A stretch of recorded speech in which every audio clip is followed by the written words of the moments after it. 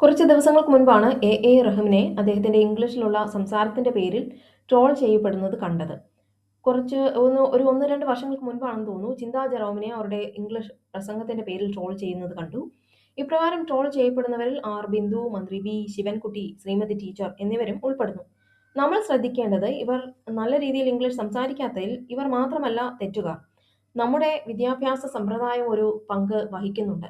നമ്മുടെ സ്കൂളുകളിൽ മലയാളവും ഇംഗ്ലീഷും ഹിന്ദിയും പഠിപ്പിക്കുന്നു.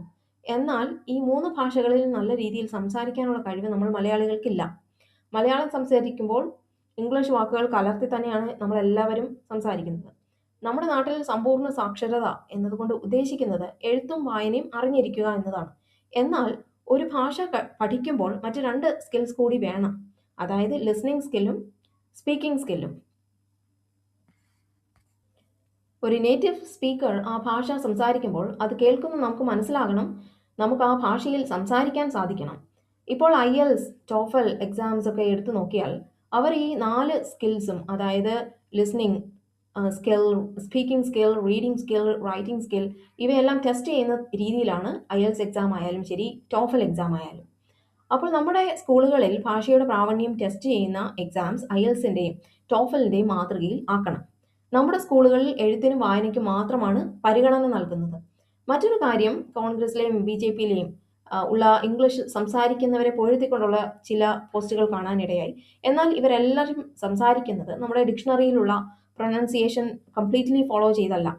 എല്ലാവർക്കും മദർ ടങ് ഇൻഫ്ലുവൻസ് ഉണ്ട്. നമ്മുടെ സ്കൂളുകളിൽ ഇംഗ്ലീഷ് പഠിപ്പിക്കുമ്പോൾ IPA അഥവാ ഇന്റർനാഷണൽ ഫോണറ്റിക് ആൽഫബറ്റ് എന്ന ഒന്നുണ്ട്. അതായത് ഇംഗ്ലീഷ് ലേണേഴ്സ് ഫോക്കസ് ചെയ്യേണ്ട 44 ഡിസ്റ്റിങ് സൗണ്ട്സ് ആണ്. ഇതിൽ 20 വവൽസ് 20 രീതിയിൽ പ്രൊനൗൺസ് ചെയ്യും. 24 ഈ സിമ്പിൾസ് എന്ന് പറയുന്നത് കോൺസണൻസ് ആണ്. നമ്മുടെ ഡിക്ഷണറി നോക്കിക്കഴിഞ്ഞാൽ വേർഡിന്റെ തൊട്ടപ്പുറത്തായിട്ട് ഈ സിമ്പിൾസ് നമുക്ക് കാണാൻ പറ്റും. ഈ IPA സ്കൂളുകളിൽ പഠിപ്പിക്കാറേ ഇല്ല.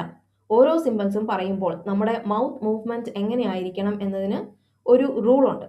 ഇത് സ്കൂളുകളിൽ പഠിപ്പിക്കാറേ ഇല്ല. ഞാൻ പഠിച്ചിട്ടില്ല, എൻ്റെ കുട്ടികളും പഠിക്കുന്നില്ല. ഇനി നമുക്ക് ഹിന്ദിയിലേക്ക് വരാം. ഹിന്ദി എന്നെ പഠിപ്പിച്ച ടീച്ചർ മലയാളം അക്ഷരം പറയുന്നത് പോലെയാണ് ങ, ഞ, ണ എന്നീ ലെറ്റേഴ്സ് പറഞ്ഞത്. എന്നാൽ ഇതിൻ്റെ ശരിയായ പ്രൊനൗൺസിയേഷൻ അങ്ക, യ, അണ എന്നാണ് ഹിന്ദിയിൽ പറയുന്നത്. എന്നാൽ അത് നമ്മുടെ ടീച്ചേഴ്സ് ഈ 3 ഭാഷകളും നേരാവണ്ണം പഠിച്ചിരിക്കണം. എന്നാൽ മാത്രമേ അവർക്ക് പഠിപ്പിക്കാൻ പറ്റുള്ളൂ കുട്ടികളെ. ഇനി നമുക്ക് ശ്രീ എ റഹീമിലേക്ക് തിരികെ വരാം.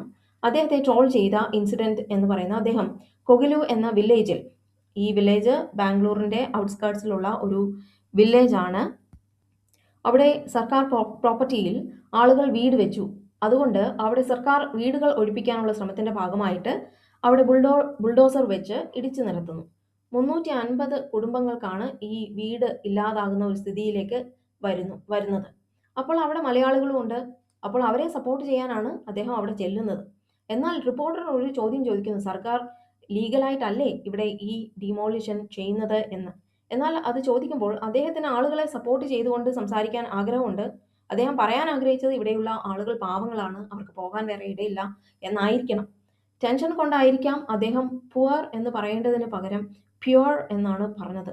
ഇത്തരത്തിലുള്ള സാഹചര്യങ്ങളിൽ നമുക്ക് ഏത് ലാംഗ്വേജ് ആണോ, ഏത് ഭാഷയാണോ കംഫർട്ടബിൾ ആയിട്ടുള്ളത് അതുപയോഗിച്ച് പറയാൻ ഉദ്ദേശിച്ച കാര്യങ്ങൾ പറയുക എന്നുള്ളത് മാത്രമാണ്. ചാനലുകാരോട് താൻ ഇന്ന ഭാഷയിലാണ് സംസാരിക്കാൻ പോകുന്നത്, നിങ്ങൾ പിന്നീട് ട്രാൻസ്ലേറ്റ് ചെയ്തോളൂ എന്നൊന്ന് പറഞ്ഞാൽ മാത്രം മതി. പറയാനുള്ള കാര്യങ്ങൾ പറയേണ്ട സമയത്ത് തന്നെ പറയണം. കഴിഞ്ഞ ദിവസം ഞാനൊരു ഇൻ്റർവ്യൂ കാണാനിടയായി. അതായത് CNN ചാനൽ, അമേരിക്കൻ ചാനലാണ്, വാർത്തകളുടെ ചാനൽ. അവർ കൊളംബിയൻ പ്രസിഡന്റ് ഗുസ്താവോ പെട്രോയുടെ ഇൻ്റർവ്യൂ എടുക്കുന്നു. അതിൽ CNN റിപ്പോർട്ടർ ഇംഗ്ലീഷിൽ ചോദ്യം ചോദിക്കുന്നു. എന്നാൽ ഈ പ്രസിഡന്റ് ഗുസ്താവോ പെട്രോ മറുപടി പറയുന്നത് സ്പാനിഷിലാണ്. അപ്പോൾ വേൾഡ് ലീഡേഴ്സ് പലരും സ്വന്തം ഭാഷയിൽ തന്നെയാണ് സംസാരിക്കുന്നത്. അപ്പോൾ നമുക്ക് കംഫർട്ടബിൾ ആയിട്ടുള്ള ഭാഷയിൽ നമ്മൾ പറയാൻ ഉദ്ദേശിക്കുന്ന കാര്യങ്ങൾ പറയുക.